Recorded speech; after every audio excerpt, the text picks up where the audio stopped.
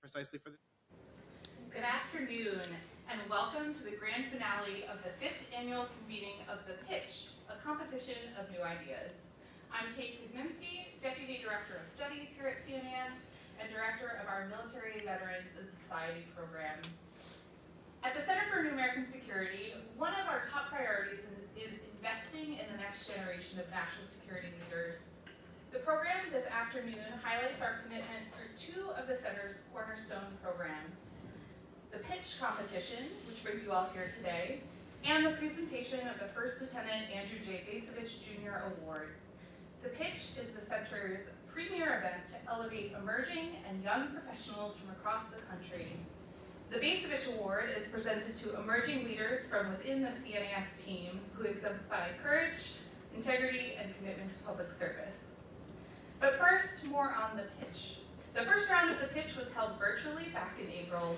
The 5 contestants here before you are the winners of each heat, as well as our People's Choice Award winner. Julian Graham won our military modernization heat. His pitch is creating a multilateral shipbuilding coalition. Matthew Howler won the institutions and people power heat. His pitch is an ROTC for hackers. Jillian Daly and Connor O'Brien won our technology and national security heat, and the first time we've ever had a tie. Jillian's pitch is the final frontier, the journey of the U.S. space station, while Connor's pitch is the chipmaker's visa, a key ingredient to the CHIPS Act success. Jennifer Lee won our People's Choice Award. Her pitch is investing in Chinese Americans for U.S. national security. There are a lot of ways that you can stay engaged as part of our online and in-person audience for today's event. First, we'll have the chat box open online during the entire event. There, you can give your reactions to the pitches. You can show support for our contestants. To join the chat and participate, go to cnas.org/conference and log in under the video. You can also engage with us on Twitter using the hashtag CNAS2024. And now a bit about the process. Each contestant will have 3 minutes to present their pitch. Once a contestant has finished their pitch, they will answer 2 questions from our judges. The contestants will have 1 minute to answer each question. Once all 5 contestants have gone, the judges will score their pitches on 4 criteria: the ingenuity and creativity of the idea, the practicality of the idea, academic rigor, and clarity, persuasiveness, and delivery. While the judges are finishing up their scoring, the audience will be asked to vote for our People's Choice poll. The poll will open around 1:35 p.m. To participate in the People's Choice poll, whether you're in the room with us or watching online, please go to cnas.org/vote once it's open, and we'll make it clear when that moment is available. The contestant with the highest score from the judges will win our Best in Show award, and the contestant with the most audience votes will be our People's Choice winner. All of today's finalists will have a commentary piece about their pitch published on the CNAS website and will win a cash prize. The winner of the Best in Show will also be able to participate in the Sean Brimley Next Generation National Security Leaders Dinner event of their choice. So let's welcome our judges before we get to our contestants. First, we have with us a familiar face, CNAS CEO Richard Fontaine. Welcome, Richard. Thank you for having us, I guess. Thank you for having us. Thank us all for being here. Second, we have Michelle Flournoy, co-founder of CNAS, former Undersecretary of Defense for Policy, and current co-chair of the CNAS Board of Directors. Welcome back, Michelle. Thank you. This is one of my favorite events, and glad to be back. All right. Next, we have Shannon Vavra, who is the national security reporter at the Daily Beast. Welcome, Shannon. Thank you for having me. And finally, we have Vivek Chilukuri, Senior Fellow and Director of our CNAS Technology and National Security Program. Welcome, Vivek. Thanks, Kate. Excited for this. All right, so we're going to get right into it and transition over to our pitches.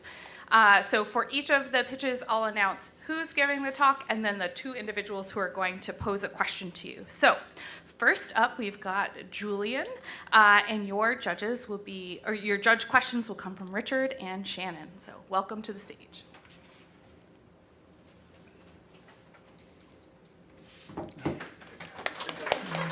Thank you.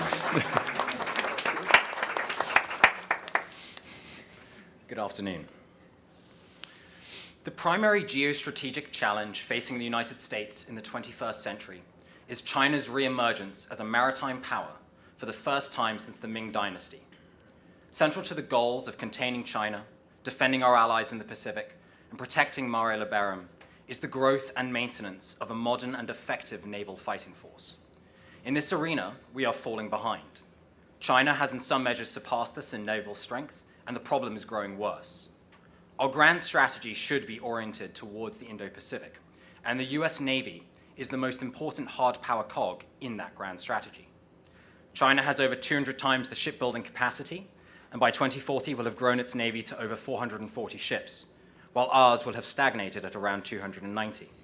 We've also fallen behind in commercial shipbuilding, where China builds more ships than the rest of the world combined.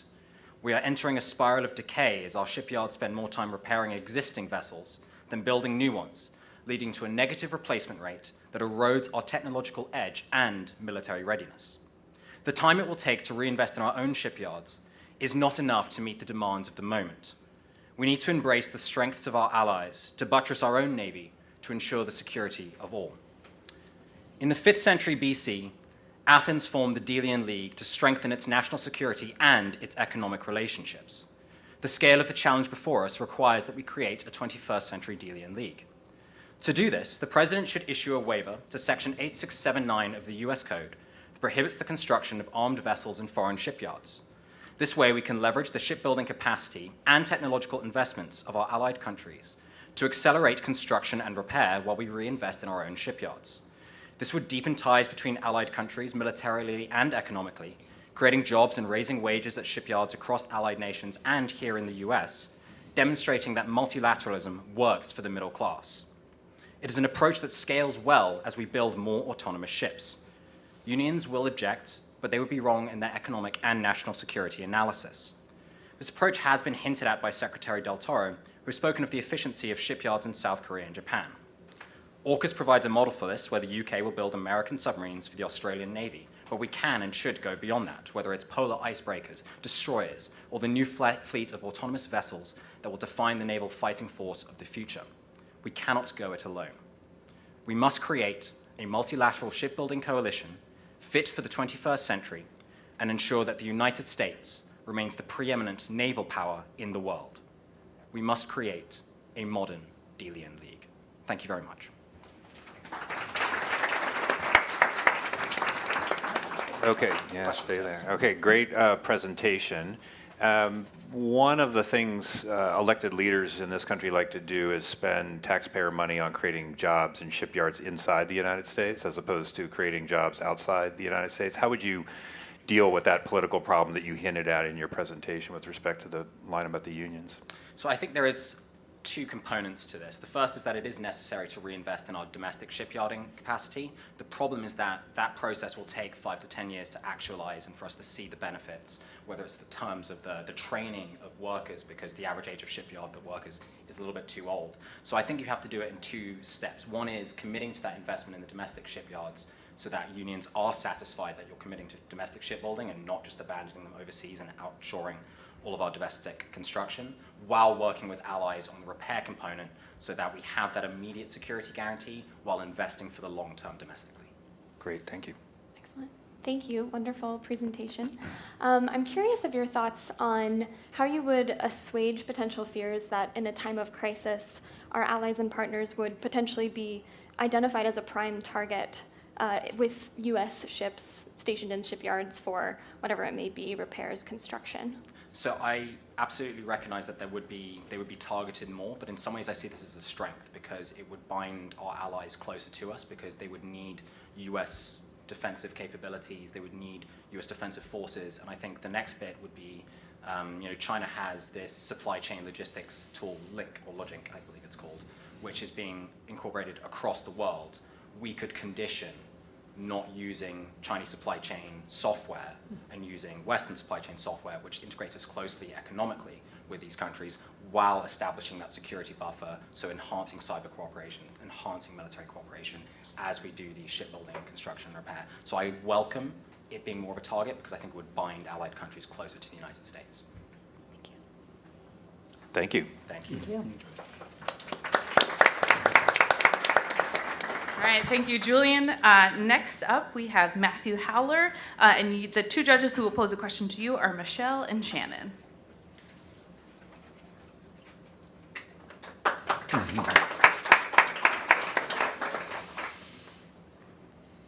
Courageous athletes jumping out of helicopters and rappelling over walls. We have all seen the military advertisements and know the type of warrior they're looking for. Brave men and women with the courage to go beyond their physical limits. I have great admiration for those who answer the call, and I would love to serve our country. But I know I would not fit in that environment. I am a classic STEM person, someone more comfortable with a career behind a computer screen than working outside with my hands, preferring to be judged by my ACT score and not my pull-up count. I know I'm not alone. However, as a 2021 CSET study on China's cyber AI talent pipeline showed, amongst other studies, we need more young US STEM talent to consider serving our country. Unfortunately, current structures are not set up to attract and develop STEM talent. We need to build a new cybersecurity pipeline with a culture and brand that appeals to people in STEM. Existing ROTC programs have tried to prioritize STEM, but the ROTC reputation often turns off people in tech. And as a 2023 RAND study showed for JROTC, even for those that do join, the STEM outcomes are mixed. By creating a hacking program modeled on ROTC, we can train cohorts of systems and coding leaders who will be committed to serving our country. They can even compete to join an elite hacking team, a nerdy counterpart to the Navy SEALs, with the prestige to inspire future young people. This program is a win for participants as they receive the financial assistance to achieve a college degree in an impactful field.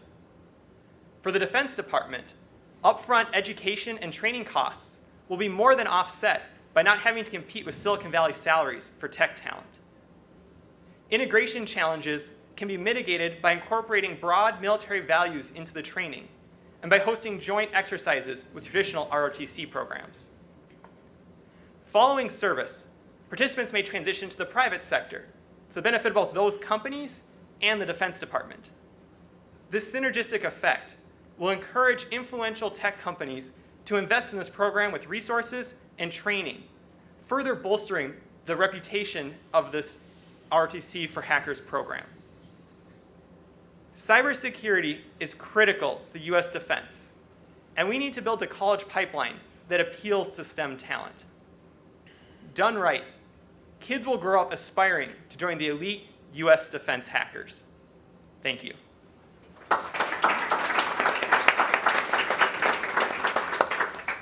So great presentation. My question is, I can see this as, a way to recruit people initially, but what other steps would the Department of Defense have to take to actually incentivize them to stay and to contribute over the long term? What kind of work do you see on a career path of sorts for these folks?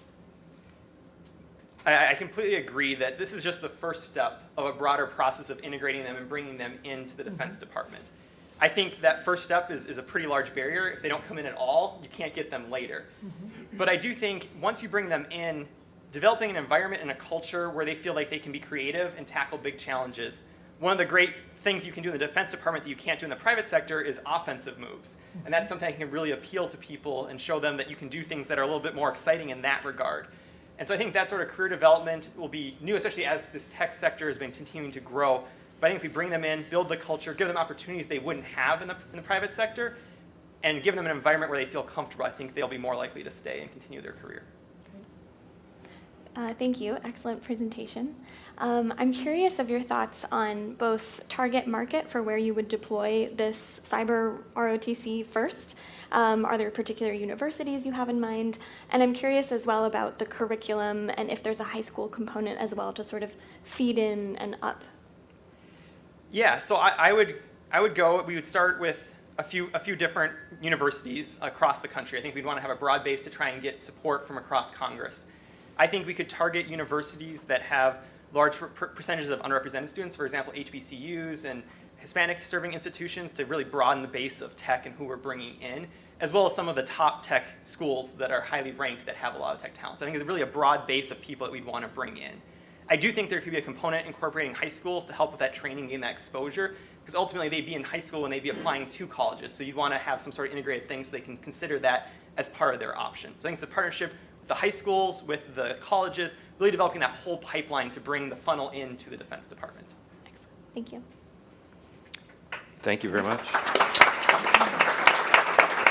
All right, thank you, Matthew. Next up, we have Jillian Daly. She is one of the winners of the Technology and National Security Heat, and her pitch is The Final Frontier, The Journey to the U.S. Space Station. Her questions will come from Richard and Vivek.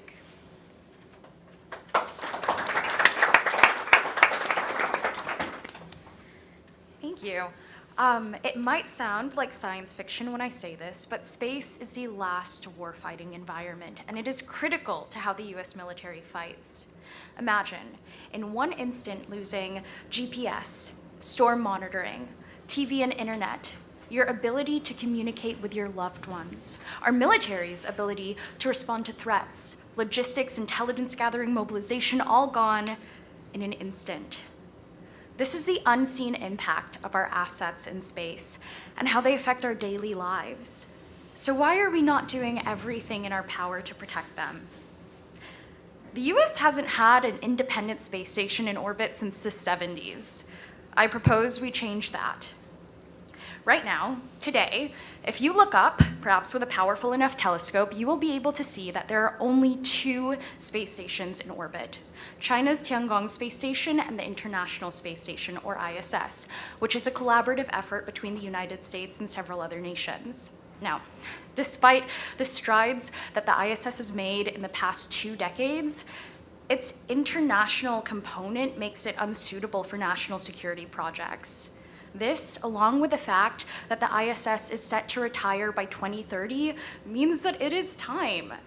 We need to launch an independent, NASA-led space station, and we need to do so for 3 reasons.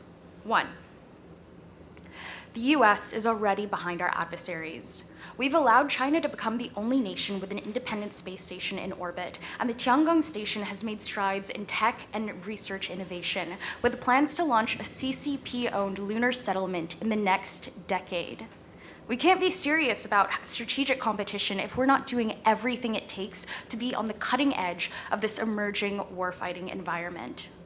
2, with a US space station, we could have a playground of national security applications, from in-space data processors, which would assist in intelligence operations here on Earth, to weapons development, to assisting in critical ADR missions that will allow our satellites to remain safely in orbit. 3, a US space station would allow us to lead the game.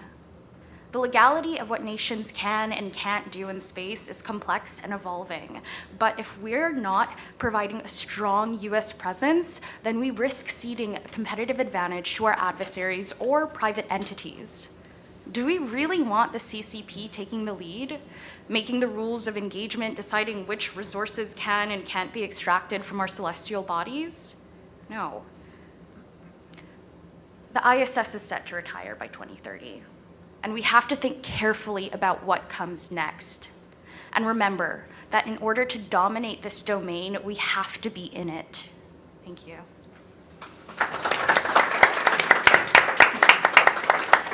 Thank you. Great presentation. You refer to a NASA-led space station. Is the idea that multiple countries would be involved, the costs would be shared, there would be multiple participation, or how do you think about who would actually do the things you envision and who would pay for it all? I think that's the issue that we currently have with the International Space Station. Is it is a collaborative effort, which granted can be amazing when it comes to innovation and research. We want that diversity of thought and diversity of who's paying for it. But when it comes to critical national security projects, things that are instrumental to our defense apparatus, I don't think that it should be a project shared with other nations, just because of the high clearance and high security nature of what we would be doing. And as far as it comes to paying for this space station, we are unfortunately bearing the brunt already of the funding for the International Space Station, or ISS. And I think once that comes into retirement, it is a simple process of refunneling the funds for the ISS into this new project. Thank you. Great presentation, Jillian. Thank you. And just to pick up on a point Richard said, the International Space Station has its own challenges for sure, as you mentioned, but the U.S. has a long history of commitment to open science and space innovation and international cooperation in space. Are you worried that a U.S.-only or NASA-led space station would in some ways surrender America's historic commitment to space as a domain for international, peaceful discovery, research, and cooperation, and accelerate the militarization of space we worry about? Well, unfortunately, I think whether we want to accelerate the militarization of space or not, it's going to happen, and it's a question of whether or not we want to be on the forefront of that or catching up to our competitors and adversaries once they're already doing what they are doing in space. I think that we can certainly have a plethora of open, cooperative, scientific and research channels here on Earth or in other spaces, but I do think it is necessary for us to have a place like a space station to focus solely on defense. Thank you very much.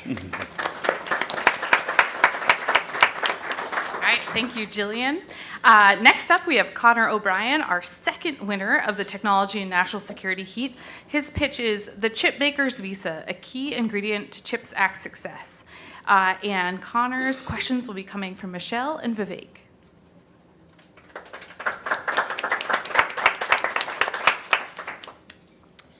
Good afternoon, everyone. Thanks for having me.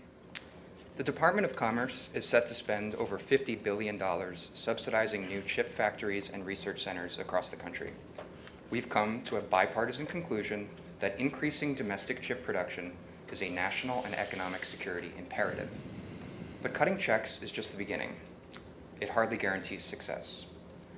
According to CSET, fabs funded by the CHIPS Act will increase semiconductor industry employment by 13%, and modestly raise our share of global chip-making production. But if all we get is a one-time set of subsidized fabs, the CHIPS Act has failed. Those rosy estimates that the US will make 1/5 of advanced logic chips by 2032 depends on future investments. The purpose of the CHIPS Act is to seed new clusters that are both world-leading and self-sustaining. We want firms to continue building leading-edge fabs long after funding has run out. To make that work, we're going to need a lot more engineers and technicians than short-term projections suggest. Now, chip firms are going to face many challenges in the coming years, from permitting to security. But there is one challenge, talent, that we can alleviate immediately. And for that, we need a chip maker's visa. I propose a 10,000 worker per year chip maker's visa program available to firms in the semiconductor supply chain. The chip maker's visa should be flexible for workers and incentivize high wages. USCIS will auction off visas to companies who can then use them to sponsor workers. Ownership of the visa transfers immediately to the worker, who can then move freely within the sector rather than being stuck at one particular company. The program would allow firms to sponsor people to solve whatever workforce challenges they face. One may need a software engineer, another an experienced factory floor manager. Further, workers who earn at the 75th percentile or higher for 5 years can sponsor themselves for a green card. No need to rely on employer sponsorship, no costly, lengthy labor market tests, no per-country green card caps. While a typical Indian worker approved for an employment-based green card today will wait 130 years, that's not a typo, to get their green card. This proposal avoids that problem entirely. Finally, the chipmaker's visa can also help us help our domestic workforce skill up even faster by recycling visa auction revenues directly to domestic training and scholarship programs. So the US will probably never have the smoothest CHIPS permitting regime or the most nimble civil service, but our companies can attract and integrate the world's best and brightest like nobody else. To reclaim our place as a chip-making superpower, we'll need to lean into this enormous competitive advantage. Thank you.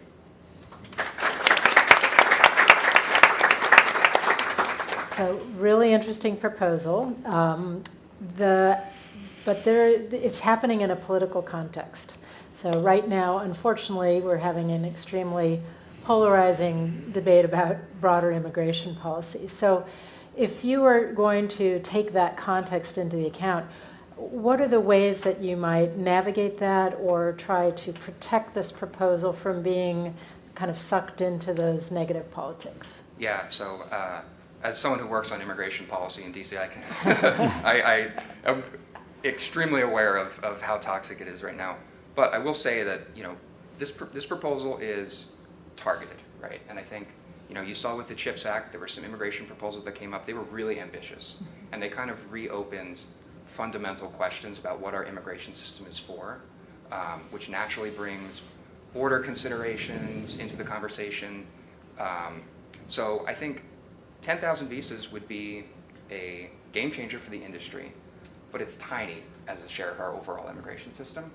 So we think that we can say, you know, set aside the border arguments.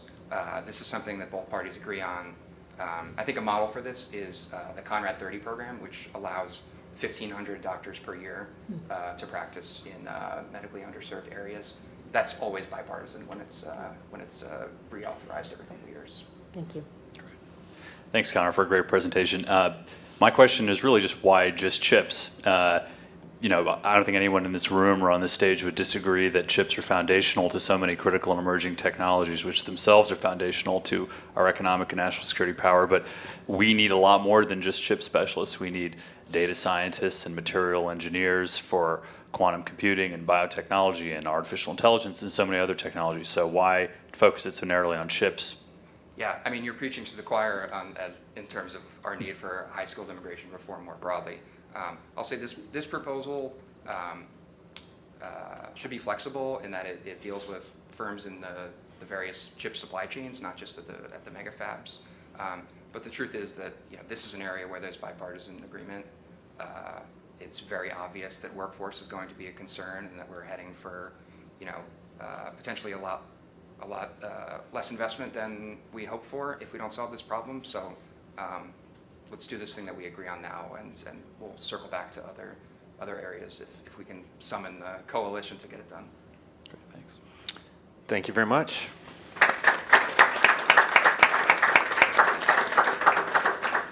All right, thank you, Connor. Last up, we have Jennifer Lee. She is the round one winner of the People's Choice Award, and her pitch is Investing in Chinese Americans for U.S. National Security. After her speech, Richard and Shannon will pose their questions.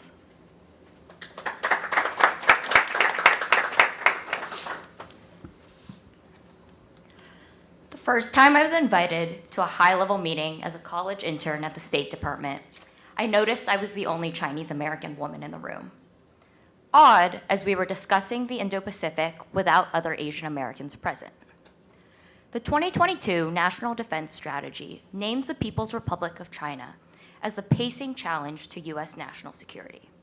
Yet, there is a noticeable absence of Chinese Americans in government efforts to contain the PRC. I believe the U.S. government needs a better cultural understanding of the PRC. We need to invest in Chinese Americans who understand the cultural nuances that would otherwise be challenging for those who did not grow up learning Chinese proverbs and customs to grasp.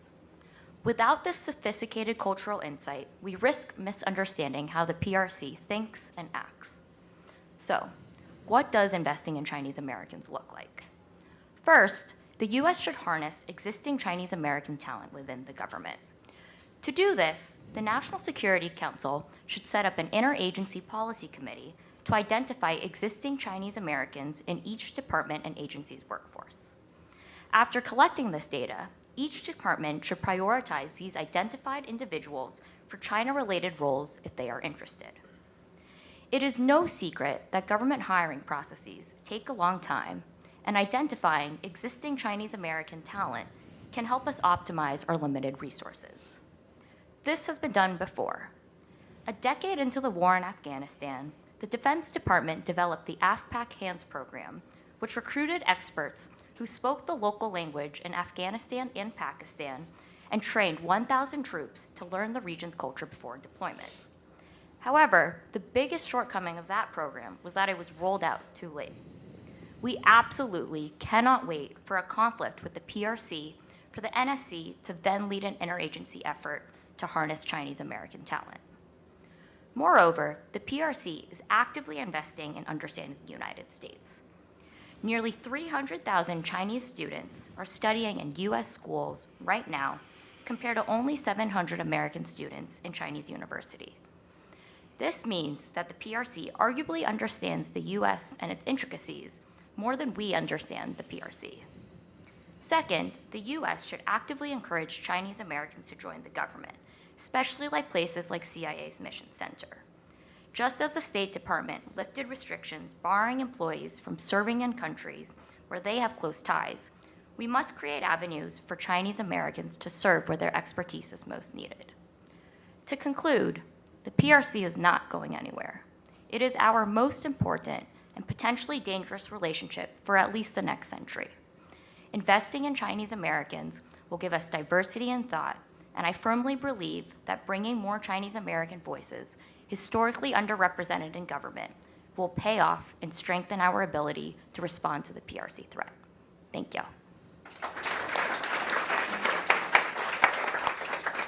Thank you. Great presentation. You noted the Chinese Americans are underrepresented. You have a proposal for how to increase representation. What are the reasons that Chinese Americans are underrepresented, and would this proposal overcome whatever specific reasons that have been traditionally in place? That is a great question. I think that there are three primary reasons why Chinese Americans are not joining the government. The first is that I think that there's a misperception that Chinese Americans are not welcomed in government and that it is incredibly difficult to obtain a security clearance. Second, I think it's as simple as private sector jobs pay more money than the federal government, and so that is another hindrance and a barrier to joining the government for Chinese Americans. And third, I think that because there are not enough Chinese Americans in government, it really presents an opportunity during recruitment events and hiring to really have Chinese Americans there so that when people like me are trying to get into government, they really see themselves being reflected back in the government system. Thank you. Excellent presentation, thank you. I have a question about the way that this message may be delivered in the future when it's implemented. The national security community has received criticism in the past for the way that it has dealt with certain national security initiatives regarding academics, for instance, who have alleged ties to China. And I'm curious how you may manage those potential remaining feelings of distrust about how the U.S. government has handled that relationship with diaspora communities, that kind of thing. I think that is an excellent question, and here I would turn to the State Department, which has already sort of begun these initiatives to bring in more people with Chinese expertise and lateral positions to sort of think about how they sort of went about the messaging and what lessons we can learn as a whole of government approach. Thank you. Yeah. Thank you very much. Thank you.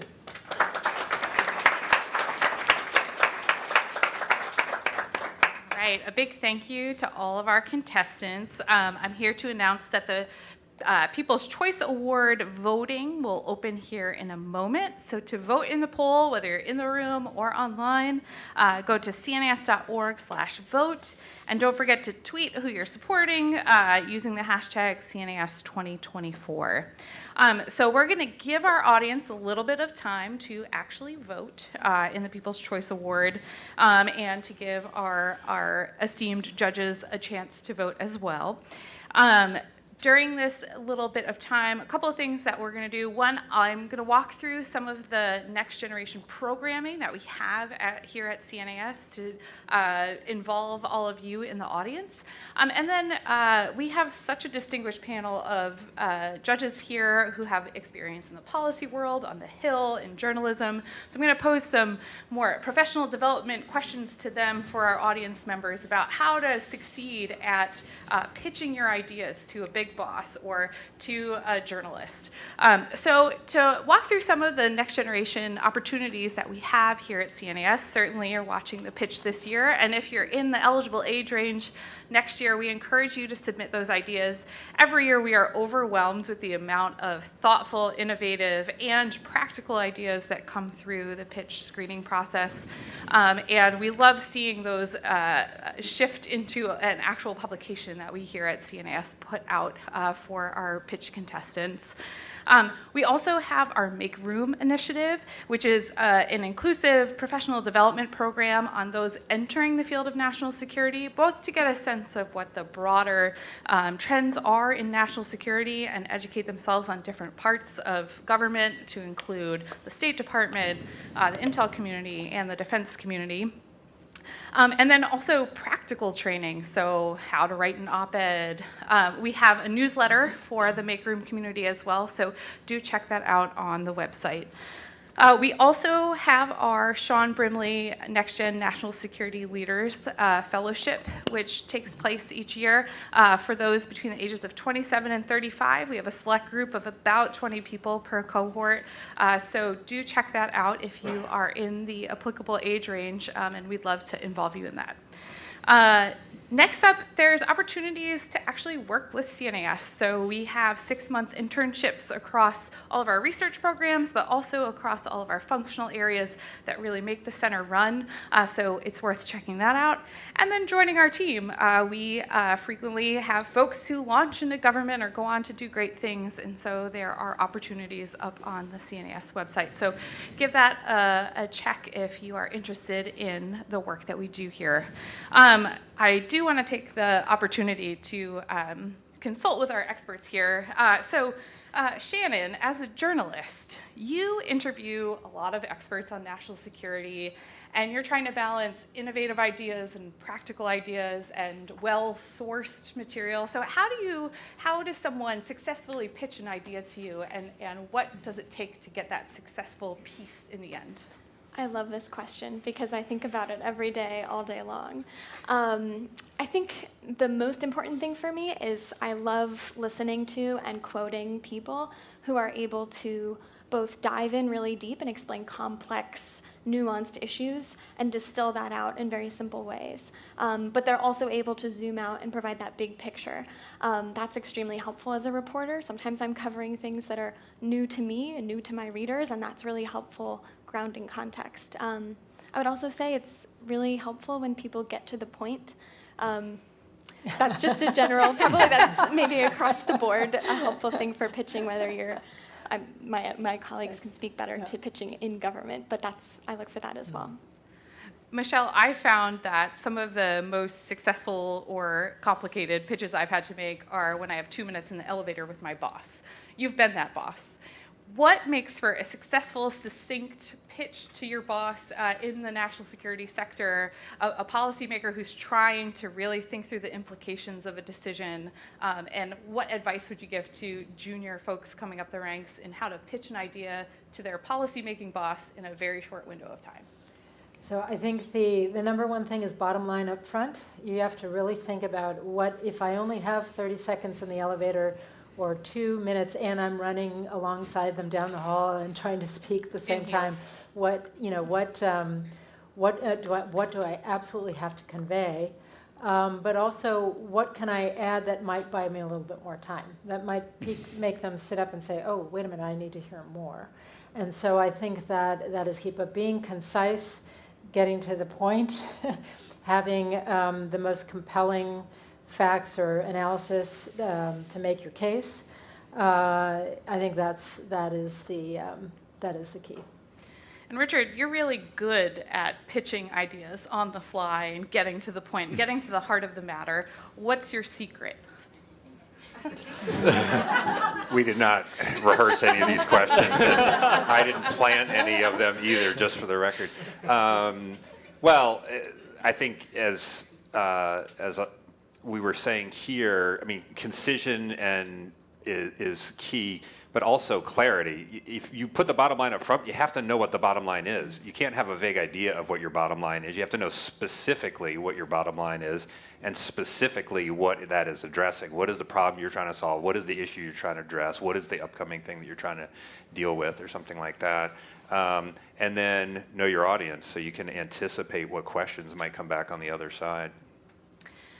Vivek, you and I are in similar positions as program directors at CNAS, and when we're thinking about our research, we're balancing some of these exact things, the judging criteria that we're using.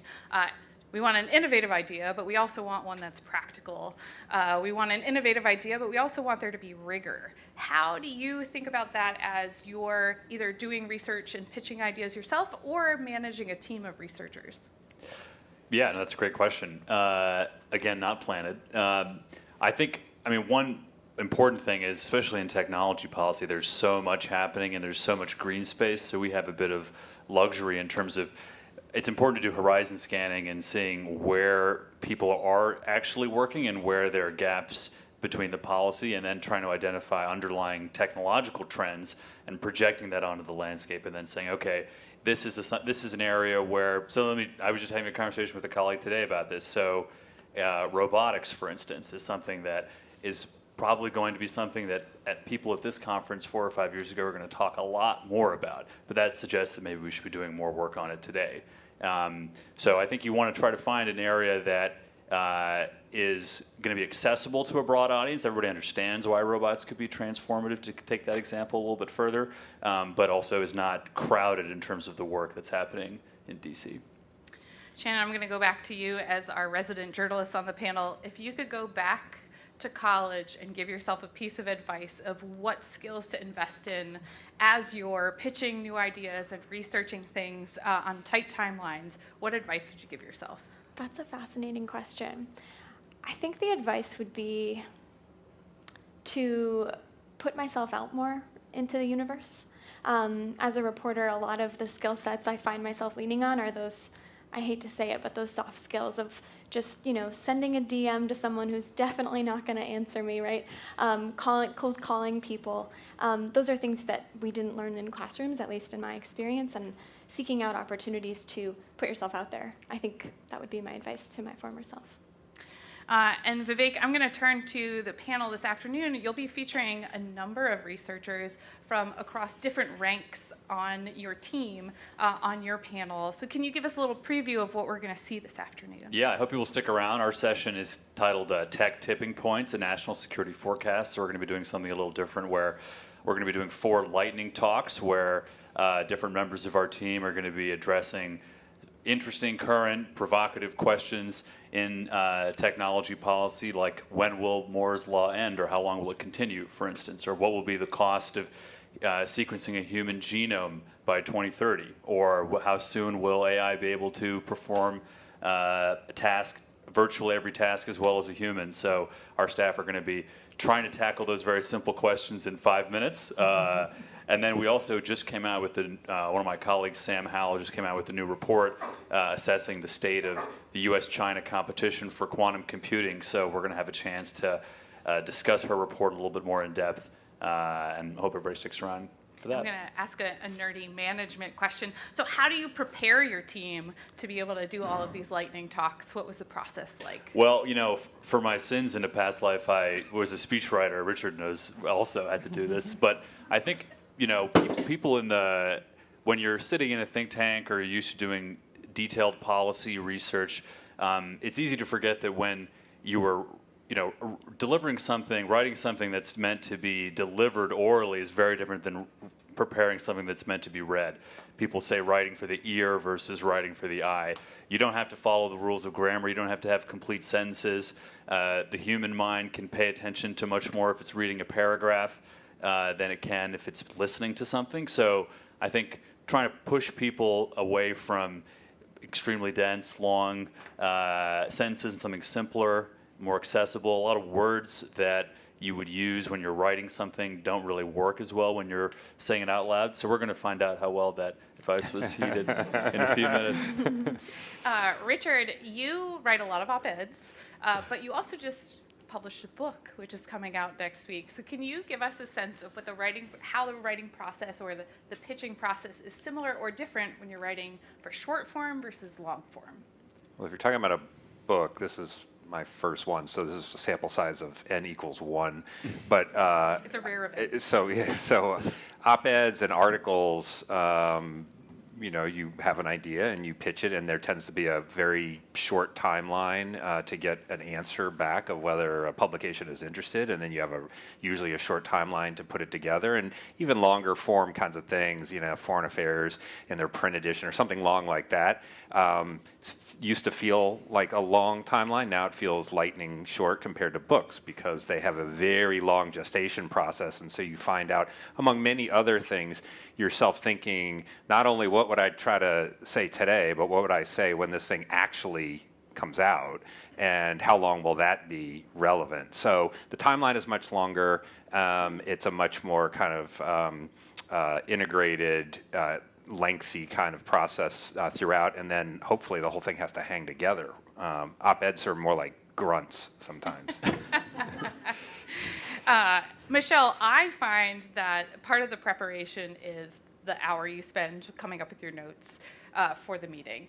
But part of the preparation is the way you live your life outside of the specific preparation. It's your reading habits, it's your, taking a walk. What are some pieces of advice that you'd give to folks who are coming up in the field of how to invest in that underlying bit of research that then comes out in great new ideas? Yeah. Well, one of the lessons, I may have disconnected myself here, sorry. One of the lessons that... Do you want to hand that, maybe? One of the lessons I learned in government is that it's hard to be creative and hard to be helpful to your boss when you're completely exhausted and burnt out. And so one of the things you have to learn in this field is, how do you sustain your energy? How do you buy back that time and space for creativity and so forth? And so I think for each person it's different, but it's a matter of taking stock, whether it's some people it's getting a morning workout, other people it's having time for quiet time and meditation, somebody else it's getting enough sleep, which is one of my colleagues in government, when we were all complaining about not getting enough sleep, he said you just have to sleep faster. doesn't really work. Sounds like an Army general. Yes, doesn't really work. So I think, but taking stock and trying to figure out what are those things that feed my creativity, that feed my clarity, that help me to perform at my best level, and figuring those out, what those are for you, and then really engineering those into your daily schedule so that you're getting that refresh and better able to contribute. Yeah, and for those of us who are in management positions, making sure that we're doing that for our teams as well. Too. Yeah. Yep. So before we turn to our next piece, what were some of the most, I'm going to go down the line, what were some of the most effective public speaking things that you saw in our pitch candidates today? What were some of the things that stuck out? Well, I think they all did what is fundamentally necessary, which is clearly lay out an issue and then clearly lay out a proposed response to that issue. So that is often a lot harder than it sounds, but they did it. And so I appreciate all those presentations, and I think it was very well done. Yeah, I would add, I think you always want your listener to learn. And so I actually learned a few things listening in terms of facts and background, historical examples, precedents. That was very enriching in terms of I'm going to remember that because I learned something. I'll second all of those comments. I'll also add I really appreciated the way everybody answered questions. I think that shows a depth of knowledge and a clarity of knowledge and passion for the issue they're arguing for. So I thought that was excellently done. Great. I think when you have not a ton of time to present, the temptation is to go quickly. And I think on a lot of the presentations, people took their time. They allowed important points to settle with the audience, which is a very, very good technique for public speaking. I also appreciate any reference to the Delian League, not to Yeah. tip my hat. Also, I mean, humor is another important, Yes, really yes. important technique. It just puts the audience at ease and makes you more likable. So, which some of us need a lot of work on. So. Well, at this point in the program, I have the distinct privilege to hand it back over to Richard, who is going to lead us through our Bacevich Award presentation. So, Bacevich awardees, get prepared. Okay, well, as Kate was describing, and as I think should be obvious now, an important part of our mission at the Center for New American Security is to equip and empower a new generation of national security leaders. And so a highlight of our year, every year, is recognizing winners of the CNAS First Lieutenant Andrew J. Bacevich Jr. Award. We established this award at the founding of the organization and in honor of First Lieutenant Andrew Bacevich. Lieutenant Bacevich was killed in combat on May 13th, 2007 in support of Operation Iraqi Freedom. Through his life and through his service to country, his values represented the best of America. They exemplified the kind of courage and integrity and commitment to a better world to which I think all of us aspire. And so every year we take a moment to honor the memory of Lieutenant Bacevich and to recognize extraordinary members of the CNAS team for their own leadership values and contributions to U.S. national security. I'd like to thank Dr. Andrew Bacevich and Nancy Bacevich for allowing CNAS to name this award after their sons so that year after year we're able to present it to extraordinary young individuals, and we thank them again this year. In 2024, there are 2 recipients of the Bacevich Award, Gibbs, McKinley, and Anna Pederson. Gibbs McKinley is the research associate for the executive team at CNAS. Before joining the center, Gibbs worked at the Countering Foreign Authoritarian Influence program at the International Republican Institute's Center for Global Impact. She spent time at the Brookings Institution and at the U.S. Embassy in Malta, and she has degrees from the University of St. Andrews in Scotland and the University of Kentucky's Pederson School of Diplomacy. Over her time at CNAS, Gibbs has become an integral part of the center's research and organizational success. She's an emerging thought leader in areas like international order, global institutions, the role of human rights in U.S. foreign policy. Gibbs is also committed to guiding and mentoring each of our intern cohorts, investing in those just breaking into the national security field. So through these and other contributions to the center's mission, she has and continues to make our work more successful. Gibbs, congratulations.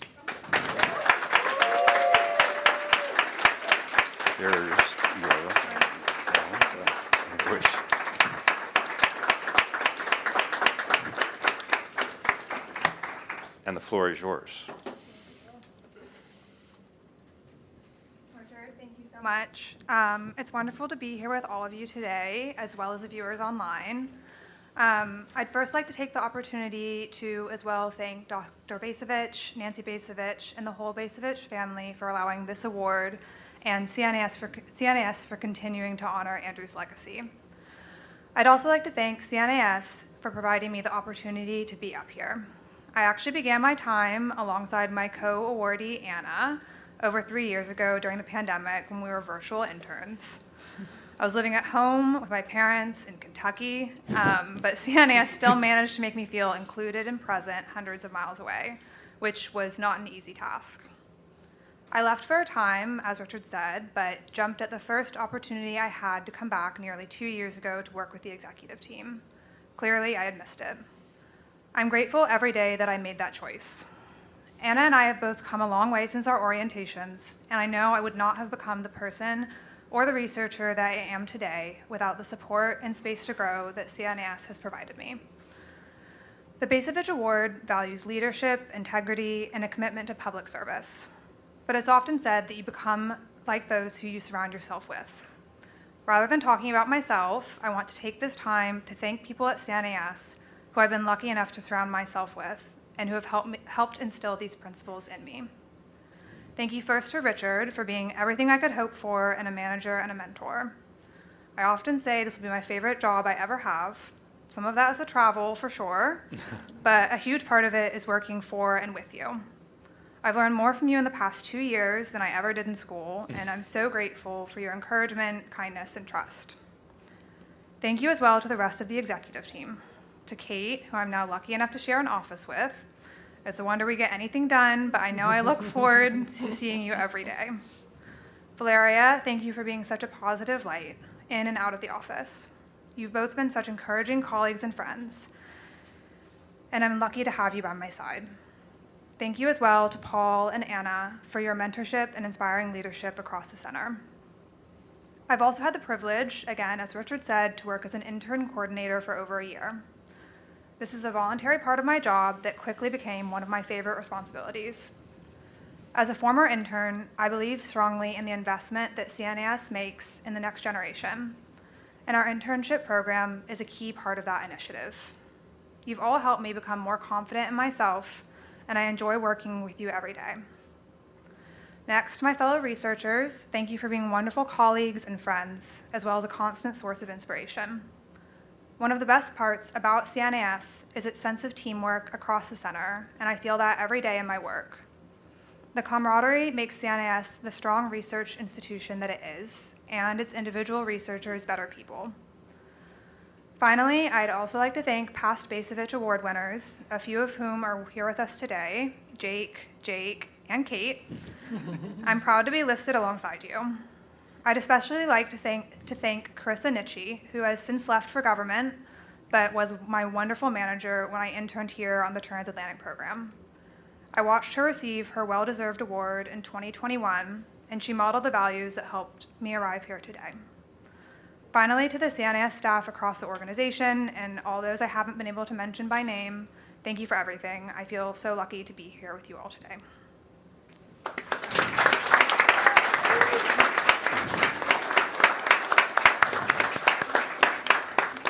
Congratulations again, Gibbs. Anna Pederson is the Digital Communications Officer at CNAS, where she manages the center's extensive digital footprint. She comes, as she likes to say, from the other Washington, where she worked for the graphic novel publisher Fantagraphics. She picked up degrees at Seattle University and at USC and served as a fellow at the USC Center on Public Diplomacy. She also has experience on Capitol Hill and at the OECD. Anna's creativity, her initiative, her ability to execute the details all serve as a force multiplier for everything we do at CNAS. She's improved our communications platforms and our data management. She authors the Sharper series. She has led us through the wilds of social media. Anna has tested new methods of outreach, and she serves as a quiet force behind our researchers' impact in both the policy community and in the press. Our ideas have greater reach because of her efforts. Anna, congratulations.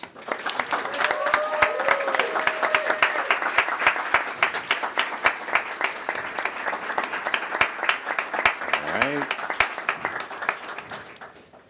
And the floor is yours.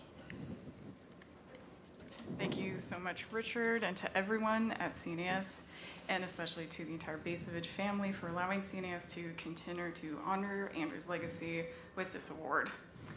It's also an honor to stand in front of everyone in this room and to those watching online. Normally, I'm behind the camera, so to speak. I might have some headphone hair from earlier when we put on events, so I'm truly grateful for everyone taking the time out of their days to tune into our conference, hopefully learn something new, and hear new voices in national security during the pitch. I have the honor of jointly receiving this award with Gibbs McKinley, who started on the same day as me 3.5 years ago as remote interns during the pandemic. I was across the country, as Richard noted, in the other Washington, starting my day online at 6 a.m., but I felt immediately welcomed into CNAS, even though it was through a computer screen for the first 9 months of my career here. And even when we started back in person, I felt that warmth in everyone in the room and was surprised to learn how tall or short all of my colleagues were who I met for the first time. Being a national security communicator is a very specific role in the world of communications. When I began graduate school for public relations, and met with a career counselor who asked me what I wanted to do once I graduated. I told them that I wanted to work at a think tank. I was met with a stare that probably a lot of people in this room are familiar with, and I was asked, what is a think tank? Think tanks, especially in DC, have many things in common. They research, they convene, they share new ideas to pressing challenges. But at CNAS, I feel so fortunate to have found a home where mission and values matter, people matter, and leadership matters. I've learned lessons in leadership from everyone, to our interns, to our CEO, to our military fellows, and to my fellow colleagues who have gone on to become dedicated public servants. They have all given me the breadth of experience needed to communicate that policy, and that policy affects people's lives, and we must take care to remember that. It's fitting that today is D-Day, because I wouldn't be here if it weren't for my Army and Navy grandfathers who quietly lived those leadership values of their service and the memories of loss and triumph gained during World War II. In their memory, and in the memory of Andrew Bacevich, I would like to thank all the service members here today, my father and grandparents who are no longer here, my mom who holds down all of the forts with all of her animals, my Coastie brothers who live underway from their families for months at a time, Semper Paratus. And finally, I want to thank the communications team at CNAS. Their support, their love, their late night glasses of wine, and willingness to say, yes, we can do that, has taught me with a great team, you can do anything. Thank you again for this honor and for being here with us today.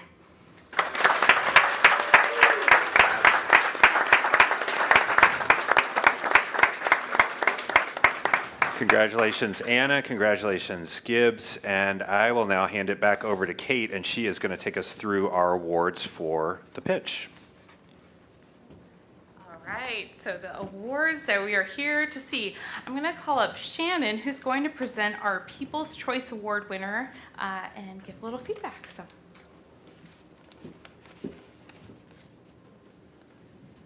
All right, thank you. Thanks, Kate.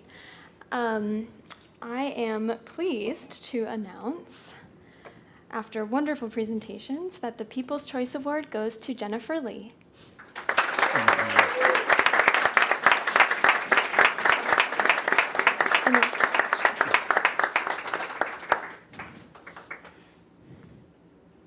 Congratulations. And now Michelle will come up and announce our Best in Show winner. I was going to say, I'm hoping somebody gives me an envelope. Okay. There we go. Thank you. Do this, take care of this before I drop it on the floor again. All right. So, drum roll. So, the Best in Show award, and you all were amazing, goes to Julian Graham. Congratulations.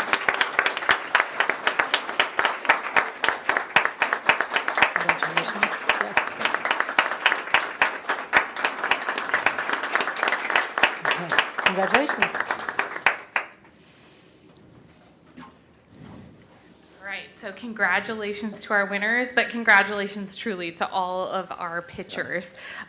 Look forward to their publications in the coming months that will build on the pitches that they made here today. So we're about to transition to our next segment of the day of the conference. When we return, Carrie Cordero is going to unpack how federalism is filtering national security policy in her session, National Security in a World of Robust State Power, featuring Samantha Vinograd and Corinne Stone. So join us here soon for that. Thank you.